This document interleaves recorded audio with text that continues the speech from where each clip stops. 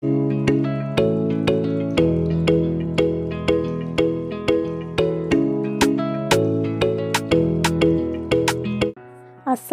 আলাইকুম। নতুন রান্নাঘর চ্যানেল থেকে সকলকে শুভেচ্ছা।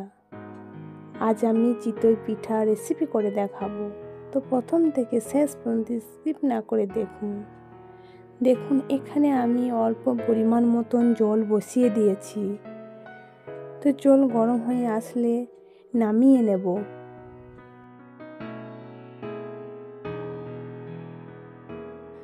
এটি আতপ চালের আটা, তো আমি মিক্সিতে পিষে নিয়েছি।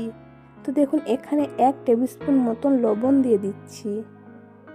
এবার গরম জলটা অল্প অল্প দিয়ে মিশিয়ে নেব, যেভাবে রুটির ময়দা আমরা মাখি। তো দেখুন মাখানো হয়ে গেছে, তো ভালো করে মালিশ দিয়ে নিতে হবে। এবার ওর মধ্যে অল্প অল্প করে জল দিয়ে পাতলা করে মিশে নিতে হবে। তো দেখুন পাতলা হয়ে গেছে, কত সুন্দরভাবে হয়েছে। এবার চামচের সাহায্যে আরেকবার ফেটিয়ে নিচ্ছি। খুব সহজে এই চিতই পিঠা তৈরি করা যায়। দেখুন মাটির খোলা বসিয়ে দিয়েছি, তো আগে আমি করেছিলাম বলে তাই এরকম দাগ হয়ে আছে। তো চলুন দেখে নিন কীভাবে করে নিচ্ছি। তো খোলা গরম হয়ে গেছে, এবার দিয়ে দিচ্ছি। কিছুক্ষণের জন্য ঢাকনা দিয়ে ঢেকে রাখবো। তো দেখুন ঢাকনা খুলে দিচ্ছি, কত সুন্দরভাবে হয়েছে। এবার খুন্তির সাহায্যে তুলে নিচ্ছি।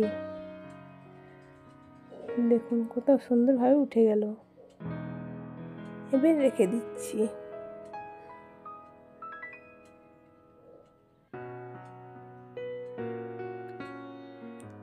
তো এইভাবে আমি আবারও করে নেব।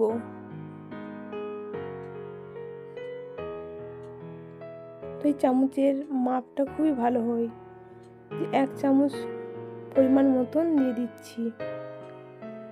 তো দেখুন ঢাকনা দিয়ে ঢেকে দিচ্ছি। তো এইভাবে আমি সম্পূর্ণ চিতই পিঠাগুলো করে নিয়েছি। তো দেখুন কত সুন্দরভাবে হয়েছে। এই রেসিপিটা ভালো লাগলে লাইক সাবস্ক্রাইব করে দিয়েন। তো চলুন এবার পরিবেশন করে দেখাচ্ছি।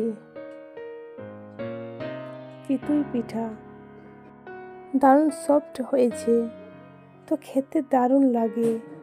তো এইভাবে রেসিপিটা ট্রাই করে দেখবেন। খেতে ভালো লাগলে শেয়ার কমেন্ট করবেন, আর আমার রেসিপিগুলো যদি ভালো লাগে তো আমাকে এগিয়ে যেতে সাপোর্ট করবেন।